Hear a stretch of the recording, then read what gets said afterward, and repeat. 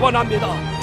이전 것은 지나갔으니 뭐라. 우리는 환경의 지배를 받는 인생이 아니라 환경을 지배하는 인생임을 잊지 바랍니다. 너희가 하나님의 자녀이면 하느냐? 어떤 사람이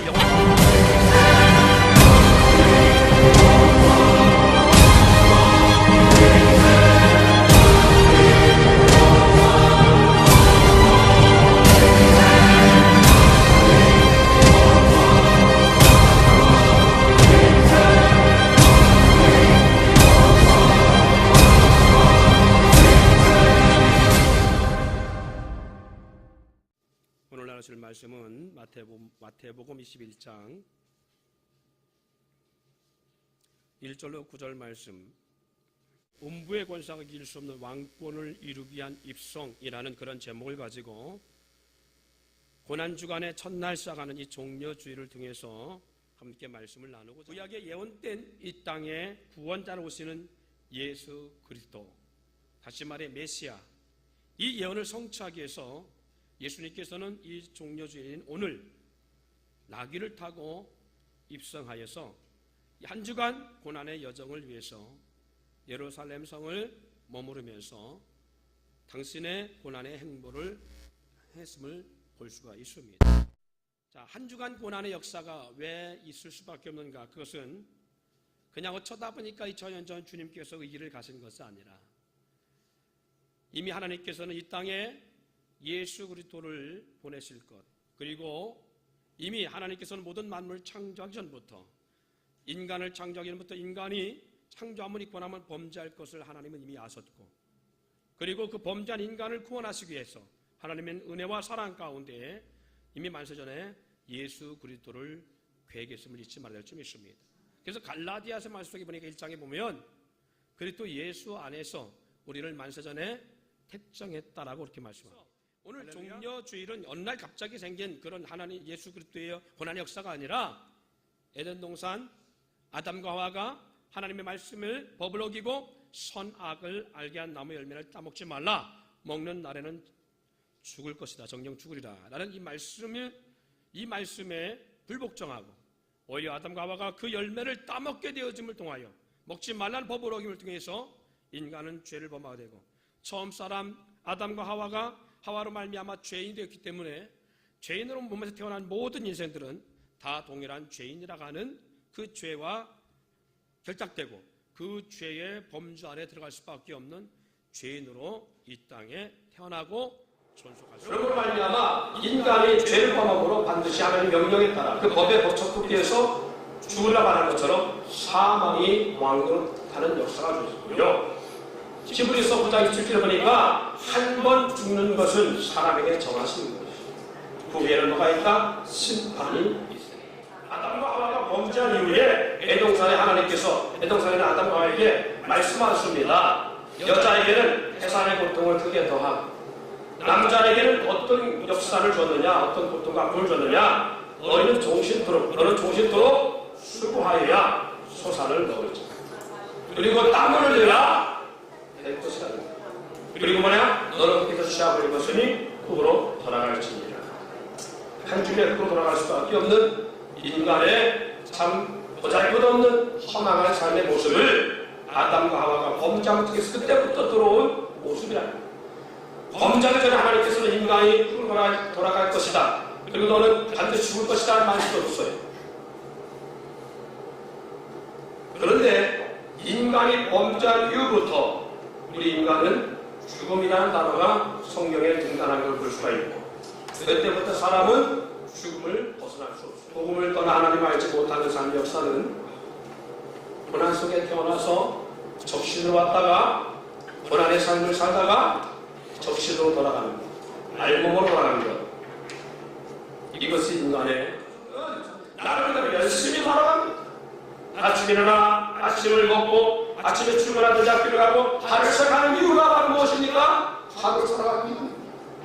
그리고 하루 쉴 때에 그 피로가 모든 것을 잠자리에 듭니다. 그리고 또 그 다음에 하루를 시작합니다. 그런데도 불구하고 이 하루의 삶의 역사는 어디를 향해 달려가고 있다고요? 죽음이라는 거예요. 살아가려고 몸부림치지만 우리는 죽음을 향해 달려요. 그래서 오늘 영적인 깨달음 속에 깊은 인생의 고뇌와 인생의 역사를 아는 지혜와 솔로몬을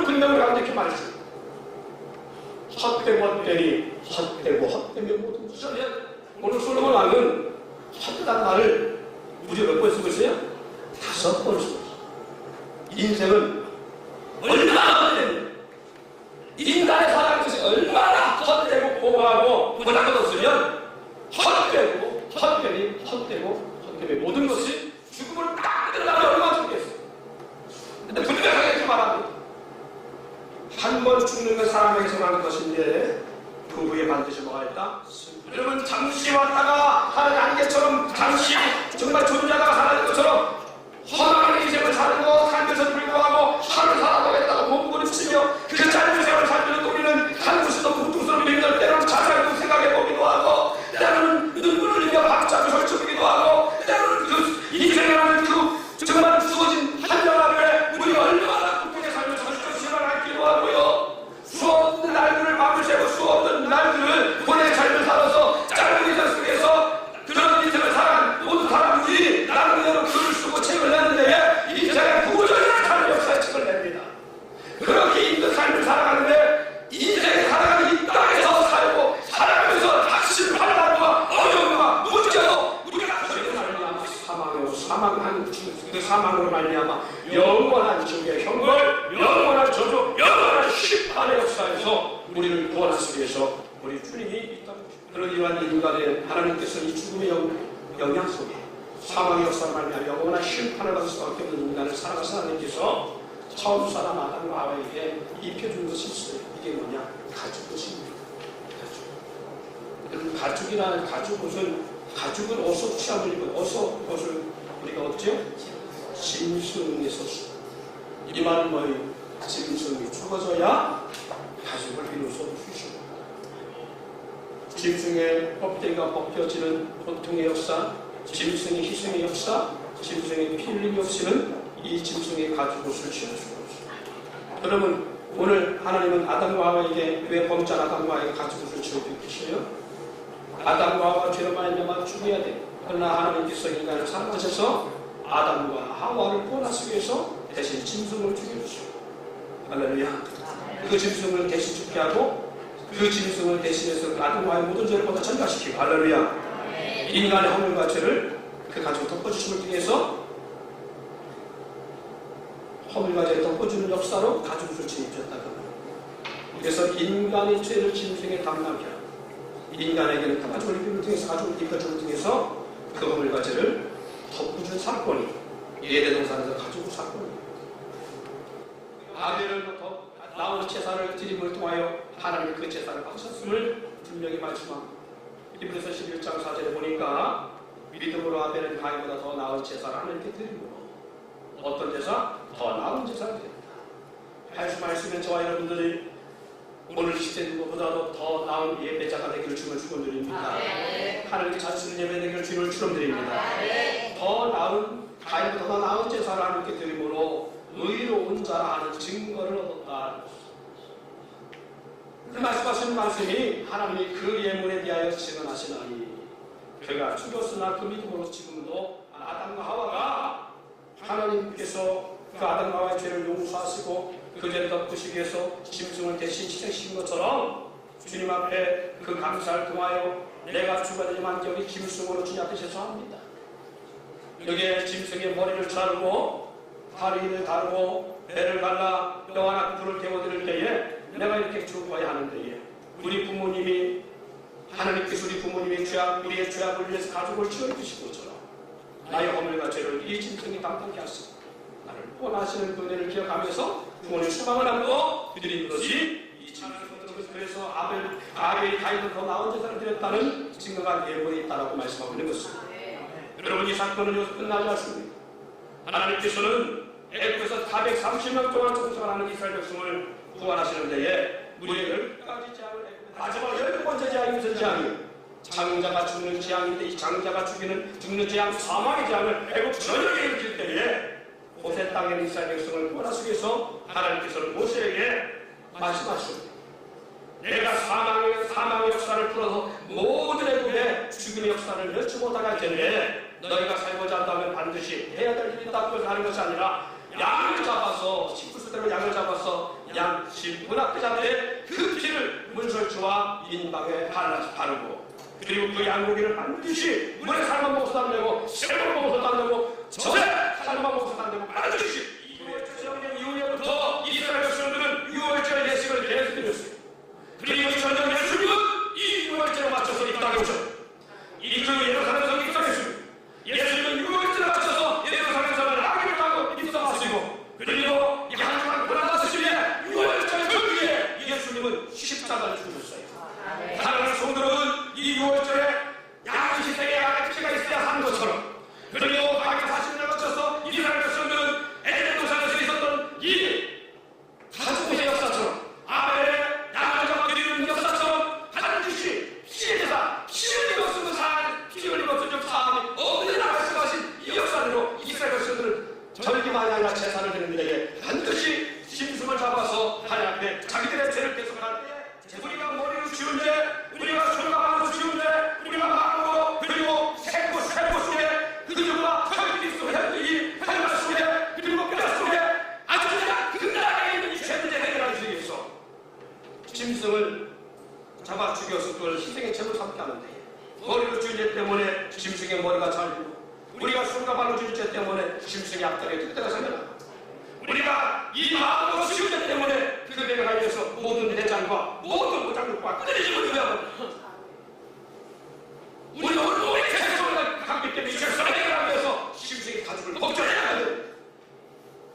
모든 심중이 터져나가고 모든 유력들이 시전나가는 이 아픈 역사 속에 반드시 그럴 텐데 그 속에 그 만약에 해결할 수 없으니까 그 그렇게 벗겨진 희생의 제물이 된 각이 띄어진 짐승은 반드시 어디로 처음을 입어내느냐 저 번지다 불이 확철파오는 번지다에 던짐을 유기한 그래서 죄가 돼야 됩니다.